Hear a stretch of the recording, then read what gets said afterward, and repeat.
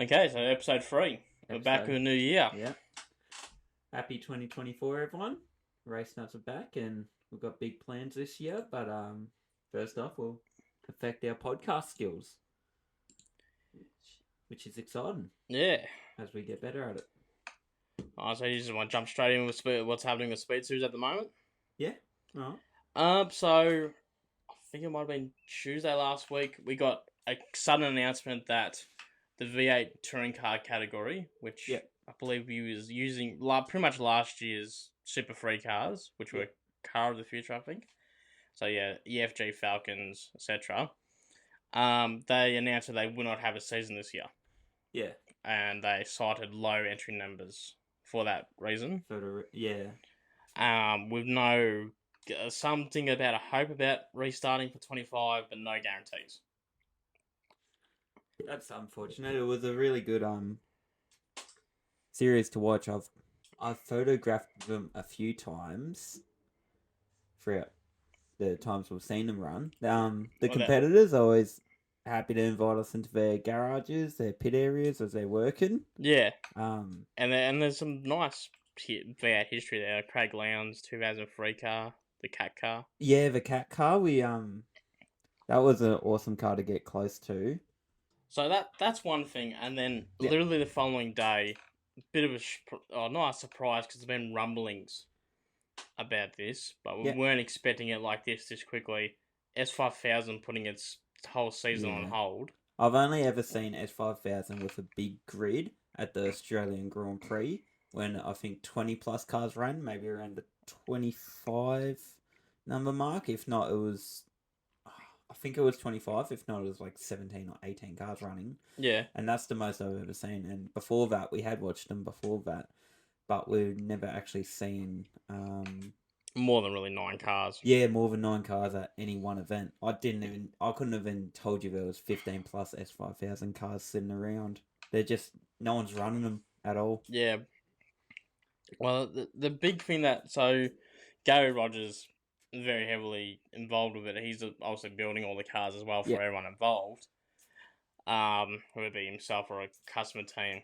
He signed the big problem is that S5000, while it's expensive, is nowhere near as expensive as Super 2. Okay, yeah. And the whole plan of this whole series was young upcoming kids could come to, instead of paying out... Come out of karts and into out of Formula Ford, into...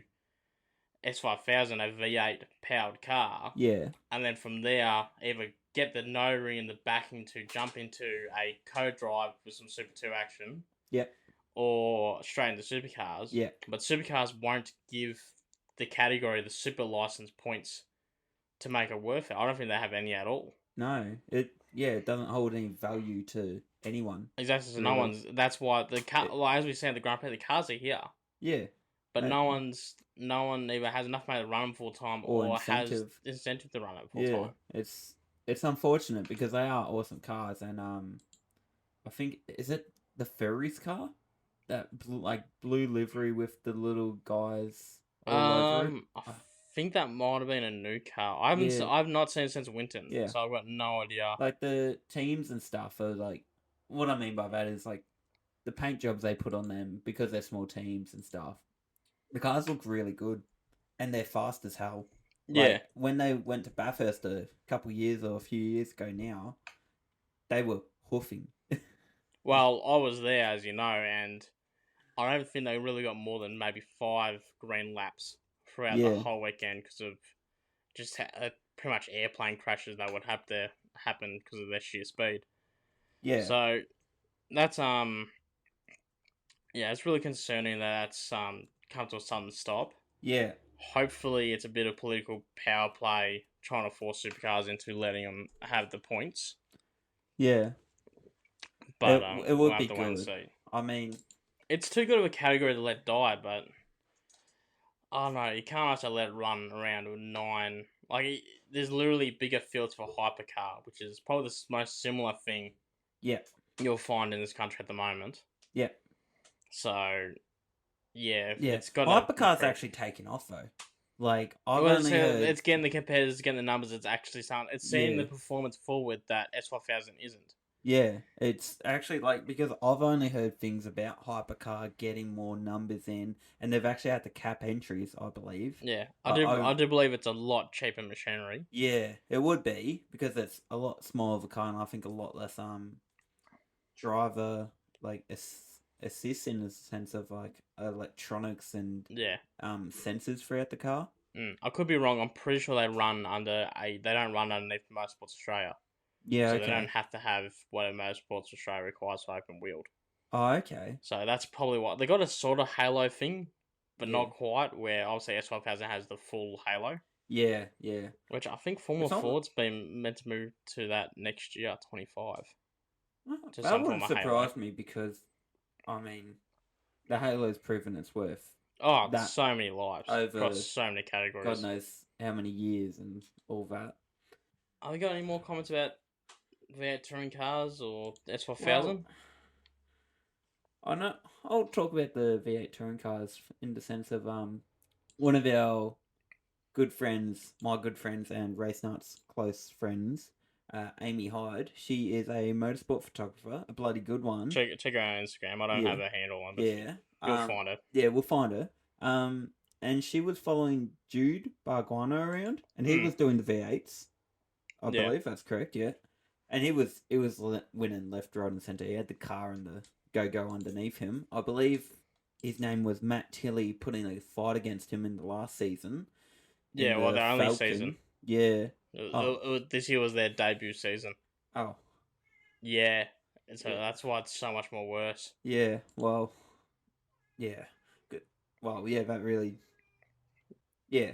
Jude was winning, doing well for himself, and in a lot of the interviews he had, he was talking about that's a stepping stone to V8s.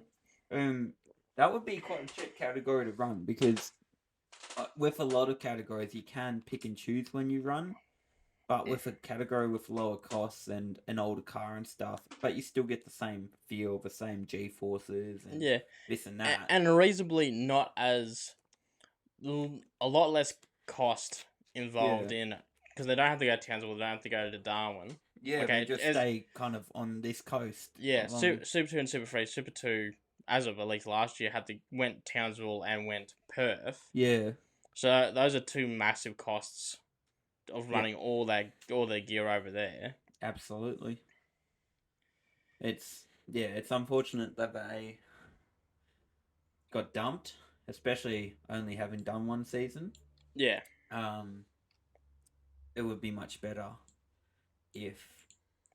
Look, hopefully it's a 1 year break. They bring back the numbers, or they change something through this year. They change something. Maybe they reform with supercars, sort something out. Yeah, I mean, you see a lot of that. I saw someone comment the other day like, touring car masters will be next on the chopping block. I don't see that happening. Nah, touring car masters is too solid. Yeah. It's too solid, and listen to an interview with John Bow, who retired last year from it.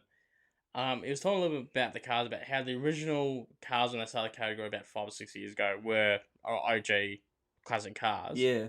And then over time they've opened the rules so you can bring in these more production cars. Pretty much, that's what he was saying was that these cars, it's fiberglass panels. Yeah. And underneath it's a whole new car. Okay. With the same sort of structure or the same sort of mechanics of the classic cars. Yep. So it's not just a modern car with fiberglass body on top of it or panels. Yeah. It is a classic car in terms of how it's built. Yeah. And the way how it all functions mechanically. But you're also not going to go right off the 1996 Bathurst winner or something like that. I mean, it'd be cool too. I think Perkins will kill it. Oh, no, Perkins was 97. I can't tell you who won 96. I couldn't tell you either. So we'll move on to probably the biggest story out of Formula 1 last week. And the unfortunate biggest story out of Formula 1. Most biggest sport. They should have just packed up shop. I'll tell you who's packing up shop. The guy who owns Drive to Survive. Yeah, the content is gone from here. Sorry, we're doing an audio thing and I'm doing hand gestures. Yeah, it's gone from We're very high going above your from head. high to low, and no more forks. Well, apparently, we just get out. Güenther's gone. Yeah. Güenther Steiner has been not sacked. Sacked's probably the wrong word. His contract has not been renewed. Yeah. But he did do an interview. Apparently, had some already pre-booked media thing. Yeah. And he went and did that just in plain clothes, no Haas relation, obviously, because he's not getting paid. Yeah. But he still went and did it, and he was very upfront about it. But there was a contract renewal for the end of January, and or for the end of December or whatever it was, and he was got a phone call last week being informed that the option had been taken not to renew the contract. Yeah. And apparently, it comes along with that. Not Martin Brundle. What's that bloke? Crofty was there, doing emceeing. They must have been doing a few public interviews. Yeah. And Crofty was saying apparently, when the news came out, the senior producer of Drive to Survive texted him just a simple line saying, "We are fucked." That's class. Yeah. So no, it's sad Güenther's gone, but also kind of necessary. Günther's been I'm currently been around a long time. Yeah, well, he's been there since the whole time. I'm currently reading his book, the Survive the Drive, which is pretty much a journal about his 2022 season. Yeah. With little inklings about his past here and there. Yeah. Mainly talking about how his journey of starting Haas from the ground up, going to the right people, saying we want to start an America team, this is how we want to do it. Yeah. So I guess it's time for a fresh look. The team's been stagnant over the last couple of years. Yeah. Maybe there might have been hope that with 22 there should have been a big push, being that they threw away the 21 season. Yeah. And there was initially, and then it just didn't carry through. And then 23's been dismissal. They've finished 10th in the championship. Yeah. In his place as well is I'm not sure of his background, but I've just looked it up to see who had actually taken his place because there was so much about his name gone. It's Komasaki. Something like that. It's I'm gonna screw this up, so I do apologize. Ao Komatsu, that's it. Yeah. I'm pretty sure he was the director of engineering. Well, yeah, I've got it here. He was number 2 to Güenther. Yeah, I've got the Haas website up here with an article. So they've appointed him immediate effect. Having led its operations for the past decade, Komatsu, promoted from his role as Director of Engineering, has been with the team since its debut in 2016, starting as Chief Race Engineer. So he's been around. It also covers here that he's got over 20 years of Formula 1 experience, both in engineering and management. He's 47 years old. There's a little fun fact, and he commenced his career in motorsport at the British American Racing before a long tenure at Renault. So he's well versed, to say the least. Yeah. I think he's probably the best person within the team to be hired. Yeah. I don't know if it's the case of he's been groomed this whole time to step up, or if Gene has just gone, you will do. Yeah. Up you get, son. Don't mess it up. Yeah. But we'll have to wait and see. So absolutely. As well as we'll have to see, does Güenther return? I don't think he will. I think we might see him in media. He's too big to disappear off the planet. But I don't think we'll see him back behind a team. Not that I don't think anyone wouldn't want him. I just don't see any openings. Done, maybe. Yeah. Well, he's never really had. There's nowhere I can see him going. That's how I think. Yeah. No. There's no opening where I see even one of the current guys, if they lost their job against that, I can't see, especially with someone like Omar Safnow, the former team principal of Aston Martin. Yeah. And before that, Alpine/Renault. Yeah. He's really experienced. He's probably one of the best team principals, and he walked away from Alpine for various reasons. Yeah. And he stood my back. Well, there you go, yeah. Yeah. And I don't know if he wants to be, considering his departure. Yeah. It's once you leave a team from such a high position, Yeah, you can't. You don't really come back much. You might just go to a small local team or something and engineer or be a principal there, but you don't often go back to the big leagues. Nah. So we'll go on to this is a bit of a 2-for-1. So we're going to get into our new section here. We're going to try and do maybe not every week, but most episodes. Yep. Project 31. So we we shared this out the other day on the page. The page is called AUV8, the Supercar Restoration Ellery 31. Yeah. This is restoration of Steve Ellery's 2000-2001 AU Falcon. Yeah. So I'm not sure who's doing it. If it's a member of his family, or who ended up with the car afterwards. Where are they located? Doesn't say. I'm on there about now. Yeah. So, but if you see the page, they're slowly redoing it bit by bit, and they're sharing classic images from the heyday. Yeah. Or when it was being worked on and all that. So it's getting there. Yeah. It's looking pretty good. And with that, we have our new segment, which we're going to try and do, which is Forgotten Stars of the Past. This is when you or me, possibly alternating every episode, or whenever we do this, we go back to the past and we find maybe someone that's not in the top 10, maybe not a big name. Someone lingering around. Position 8 to 25 or whatever. Someone that might tickle the name, or someone I was watching back in the day, but someone we probably most necessarily wouldn't know of. Yeah. So I thought this would be a good time to do a deep dive into Steve Ellery. Yeah. So I'm just going to fact off some facts here I've written down from Wiki, just a quick synopsis of his career. So he moved out of karting and started Formula Ford in 92. Yeah. From that, he first stepped into super touring cars, not the Australian Touring Car Championship, it's a different thing. Yeah. He first stepped into touring cars in both a Ford Sierra and a BMW 138i in 93. Yeah. That same year, he took on the Bathurst 1000 for the first time, and again the following year,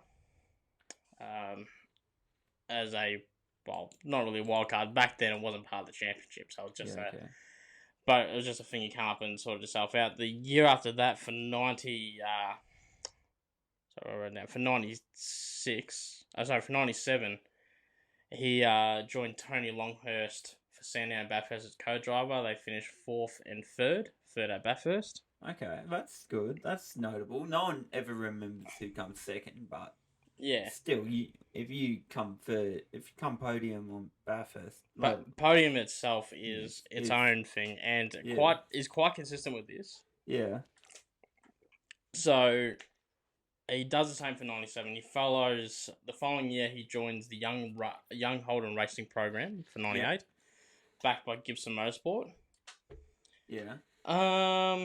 So he would join the main game championship, which I believe at that point was called V8 Supercars in 99. Yeah. Onwards, partnering with his father to form their own team, backed by the family business, which I'm going to definitely screw this up, the Shellgrave Contracting. Yeah. SHELGRAVE Contracting. Yeah. For the Enduro races, though, because they weren't part of the championship that year, he joined DJR, the co-drive with Paul Radish. They were leading that year's Bathurst 1000 within 20 laps to the end when the tyre had a failure. And that was the end of their race. It just said end of the race. I presume that means they had to stop for new tyres. Yeah. But I'm not sure if that led to a larger incident. Yeah. In 2000, he ran with super cheap auto backing. This is the car we can now get around with one of the cars we're seeing getting restored at the moment. Yeah. Until 2004 when he finished. So he ran like that with his own team with super cheap auto backing until 2004 when he finished up best of 9th in the championship. Yeah. During this time, he won his first and only race, the second race of the Sandown. So that's how it's marked in the wiki. I presume they did sprint races that year, and he won that second race. Yeah. And after this, he would achieve 2 more endurance podiums. Again, a second at Sandown for the 1000, and a third again at Bathurst. So it's quite successful. It's quite just here and there, not consistent. Might be a case he just never got to the bigger team until now. Keep in mind this where he went for 2005. The team was very new, and they weren't the powerhouse we know them now. But for 2005, he'll jump in the 88 for 888. Yeah. That's just when they were just starting. They were just starting to pick up. Few years. Just starting to pick up momentum. So I think this might have been Craig Lowndes. I can't remember if he won that year, but he was very competitive. Yeah. So obviously he was Craig Lowndes' teammate. With that, he scored another third place with Adam Macro. Yeah. With that, he scored another third place with Adam Macro. Despite having a 2-year deal, though, for both 05 and 06, he was dropped for the following year, replaced by a young bloke named Jamie Whincup. I've heard he's done good things, that Jamie fella. He has.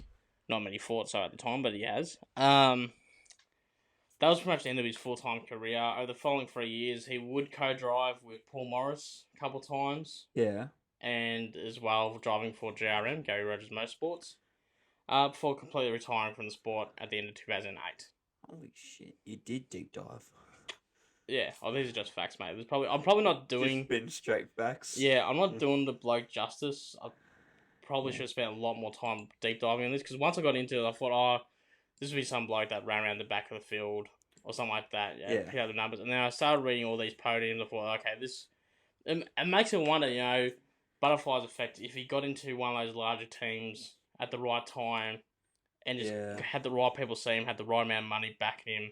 I don't know. Like I said, I wasn't alive in the 90s, so I don't know. I never watched him in his prime, so I had no idea. Yeah, but you never saw how he drove or anything. Going off his brief amount of stats, at least when it comes to the 1000, and a synopsis of his career, could have been one of those big names. Could have been someone, yeah. Like JJ wasn't the powerhouse in the 90s to my memory, but still a big name to get into.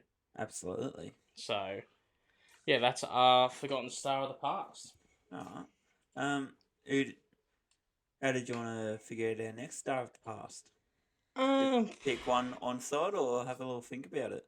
I reckon pick one on side. My initial plan was, I think I literally went to the 2004 season and scrolled down the results, the championship, and then I saw my son going, oh, well, that'd actually be a good run through. We're talking about his car getting restored, and he's there, so that could be a good little 2-on-2. So, well, I've got an idea. I'll offer him 2002 season. Let's say race 3 P17. Yeah, write that down. I'll just tell you now. I'm not going to find how they open Spa again. 2002. You can admin or live on the podcast. 2002. What'd you say? Race 3. Race 3. Supercars. Race 3. Results, and we want P17. It was Pukekohe, the New Zealand round. Oh, that's alright. They're coming back, which is exciting. New Zealand is. Pukekohe isn't. Yeah, well. Oh, you've picked an interesting one. Because they got a Brazilian flag. Max Wilson. Never heard of him.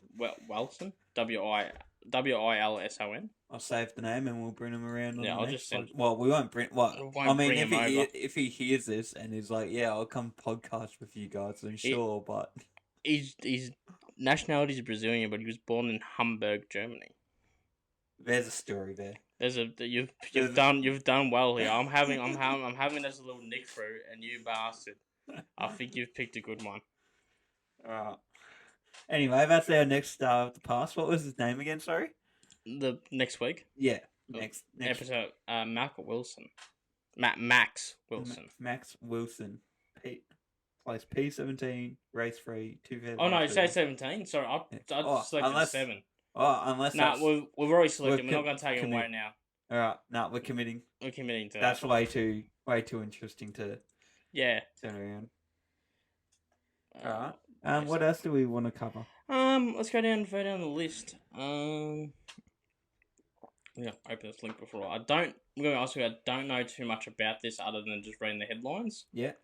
But we're talking about the demise of the Brabham track cars. So the Brabham name, if anyone's seen the documentary Brabham on Stan, I have. I have to think about it if I have. I don't think I've finished it, but I've watched most of it. yeah. Well, if you have finished it, you see if you had finished it, you would have seen that I think it's what's his son's name, David Brabham. I think it's David Brabham. Yeah, that sounds right. Yeah, so he took over after Jack passed away. Of the stuff. Sort of, there was a bit of thing. When Jack left Formula One, he's just sold everything to Ron Dennis. Yeah. No, sorry, to what's that old bloke who's owned Formula One? I'm having a mind blank. The old fella who ran the show. Yeah. Bernie. Elston. Bernie Elston. I was about to say Epstein. That would have been a twist. Yeah. Bernie was on the island. Yeah. He wasn't. That's a joke. Don't sue us, Bernie. We're sorry. Bernie, we are not made of money to be sued. Neither is he. He's also getting very sued. Is it? Yeah, no. Mass is suing. Is he? Yeah, Mass is suing him over the whole.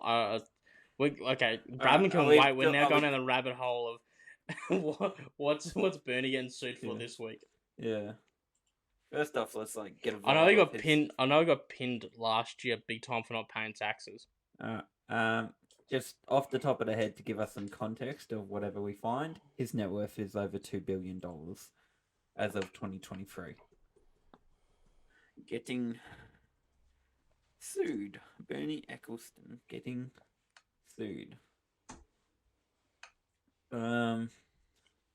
Facing trial in October 2023 over an alleged failure to declare about £400 million in overseas assets. Holy crap. He was charged with a single count of fraud by false representation. The charge was authorized by the Crown Prosecution Services following an investigation. Oh, so it's basically the don't pay, we take it away guys going after him. Yeah. So anyway, the point being is David had to go through quite a mission to buy his family name back. Yeah. Because he wanted to start doing things with it. Yeah. And one of the many things was he started with another bloke, Matt Finch. Yeah. He started making Brabham track cars. So these were custom ordered, sort of only for the track, never roadworthy, etc. Purpose built track cars. So I don't think even to race.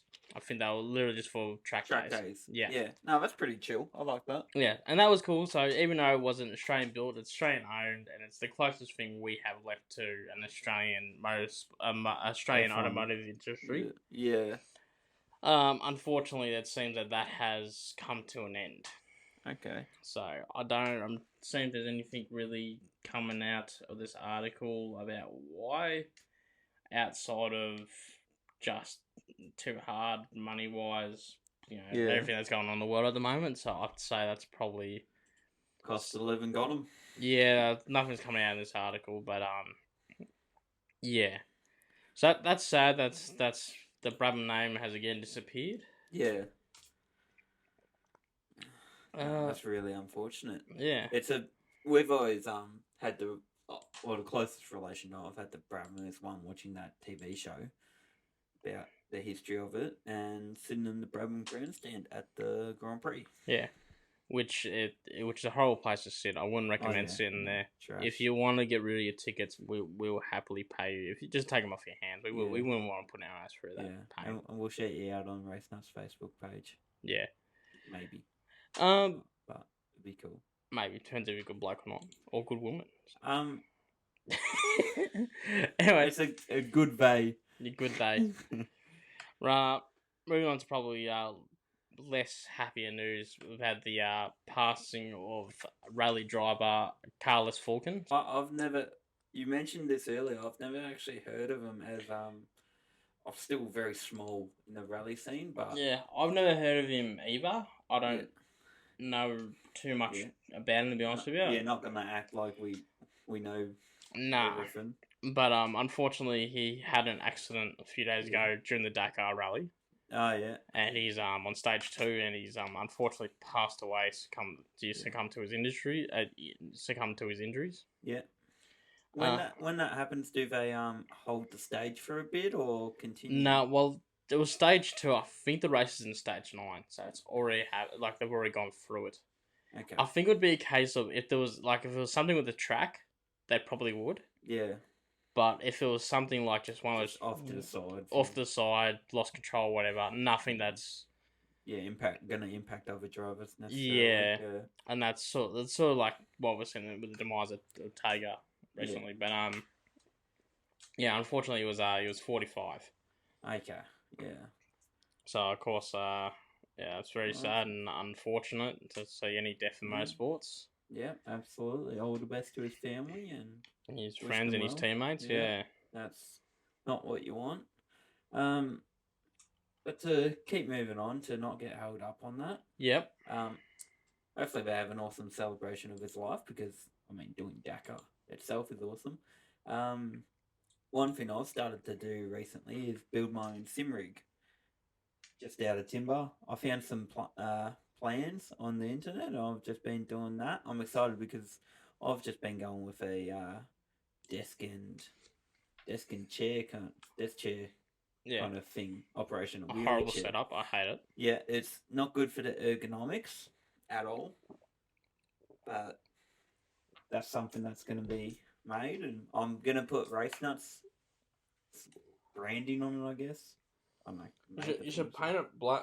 What you should do is you drill all the holes and stuff. So you got all the spacings and all that sorted, and paint it black. It is black with white and orange highlight.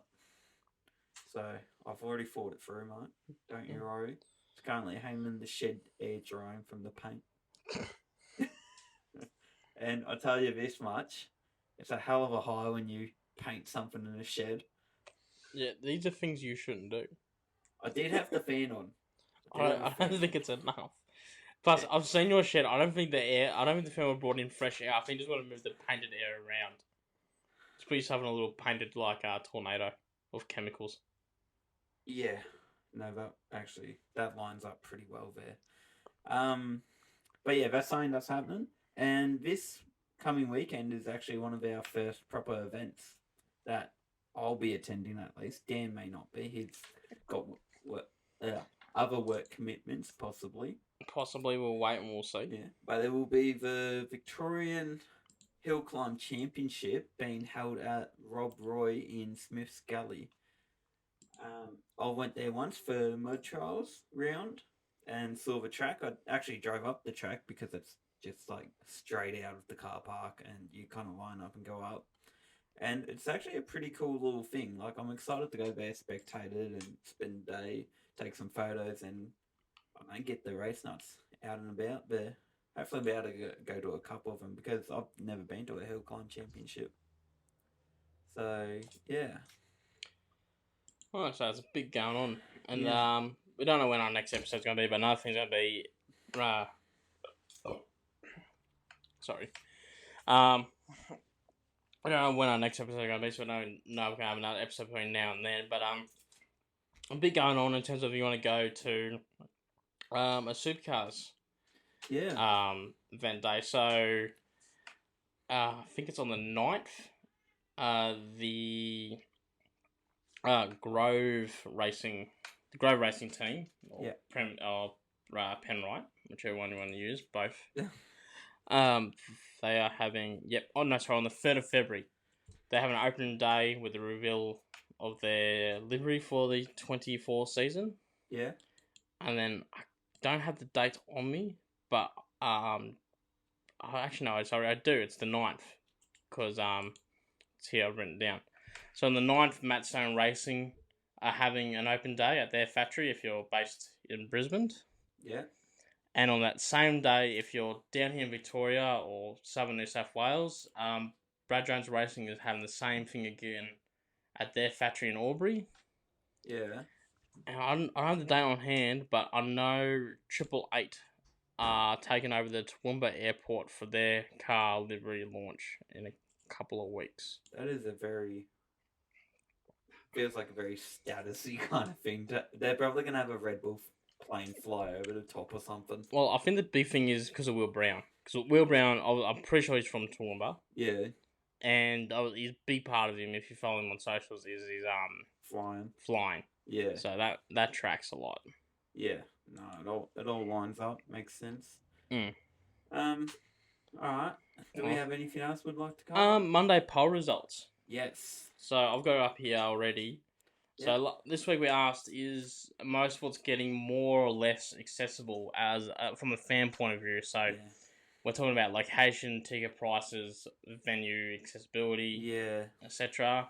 Times, dates. A large majority, 86%, said that it was getting less accessible. Yeah.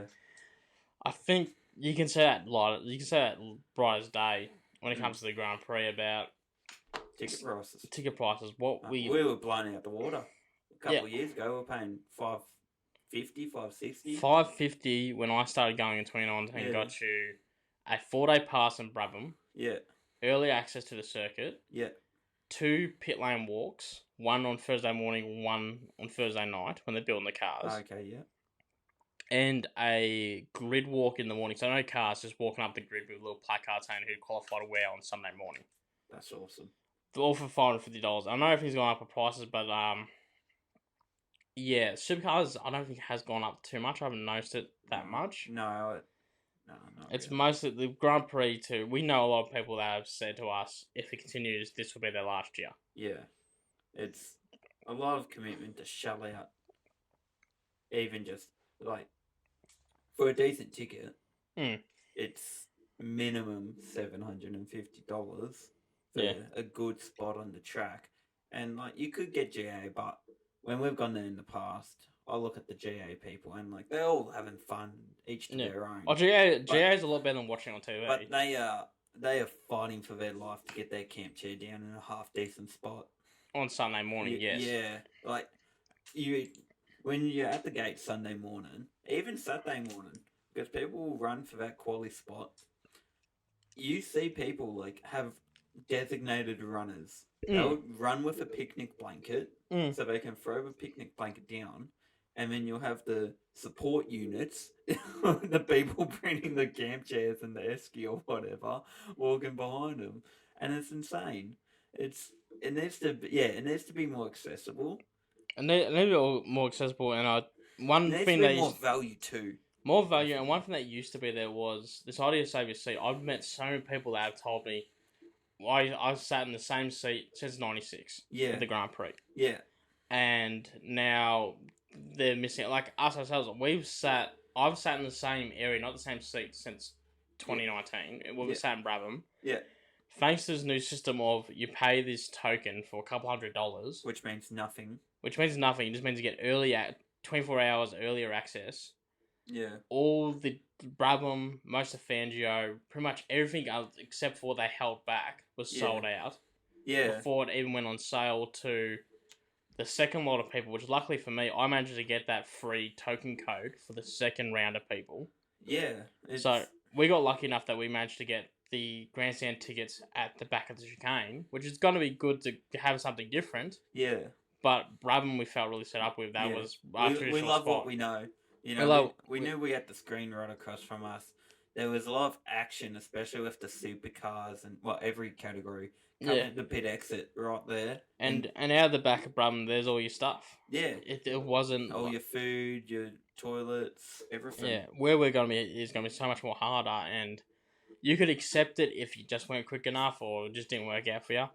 The fact that it's just people out there paying extra money because they can afford to tack that extra couple $100 onto a ticket. Yeah. That makes it disappointing and difficult. Yeah. So I'd love to see some improvement there. If it's something that we don't understand and someone does know why everything's changing so much, by all means, share your thoughts and, let us in to know. Yeah. That would be good. I think, I know, I don't mean it because, you know me, I love the Australian Grand Prix with my heart. It's, for me, that and Bathurst, it's just such a tie for the great events, but this Drive to Survive wave that they're clearly riding isn't going to last forever. No, it's the true fans. And they're at risk of pissing off the true fans. Yeah. Because like we will we've had the experience before where we literally we'll walk around the venue at the Grand Prix, but we'll watch say a healthy 80-85% of on track from our seat. I would say that would be a fair number. At like minimum 80% of the time, we're in our seats watching cars go by with our headsets on, listening to the commentary. But the moment the F1, and I get everyone else is doing stuff around the venues, but the moment F1's come on, just people spawn in. They just come out of nowhere. I mean, the biggest slap of the face I saw, which it hurt me from point of view, knowing people that missed out on tickets. Yeah. Was 2 years ago, 22 when it first came back, of having two people next to us who they were Green fans, and you know what I mean, I'm very happy to help Green fans. Yeah, explain what's what and what's happening. And don't shit on Drive the Side fans, because everyone's got to start somewhere. Yeah. Yeah, okay, probably when Drive the Side runs out of puff, 9 out of 10 Drive the Side fans are going to leave and not care about the sport ever again. Yeah, absolutely. That one leftover fan is going to be one of us. Yeah. So treat them all well. If they got a question, just answer it. And trust me, I've seen some awesome things come out of Drive the Side fans' mouths. Oh yeah. Incredible things. But those two girls who had a couple of questions, we told them all the knowledge they felt to. Yeah. And then mid-race just got up and left. Yeah. Left 15 laps into it. Don't know where they went. They never came back. Yeah, I think that they'd snuck into a box somewhere, I think. Something like that. Yeah. Yeah, but... And, like, these two prime viewing seats that they paid $600 for were just left empty. And, like, it would have been good if they had maybe given someone their ticket even. Just say, hey, we're going to bugger off. Well, see, this is where the loyalty system needs to come back. Yeah. And a genuine, I know it makes it harder to find a way to make it loyal without making sure that not scammers, ticket scalpers aren't just going to keep buying the same seat over and over again and selling it off. But it makes it difficult, but something's got to be done. Yeah. No, definitely. That's all we have, I think. Yeah, I'm excited for that, but... Yeah, I don't think there's much else to cover today, necessarily. It's yeah. So I suppose, thank you for listening. Yeah, it's a goodbye for now until, don't know when the next episode's going to be, but hopefully soon. Oh, if for some reason you're listening to us on anywhere other than Spotify, we are now on Spotify. Yes, we are. Get around us on that. We're trying to work out Apple Podcasts now. It's a little bit more of a drama, but we should be on Spotify. We should be on most podcast outlets by now. Yeah, we're figuring it out and playing around. So yeah, thanks for listening. Bye. Bye.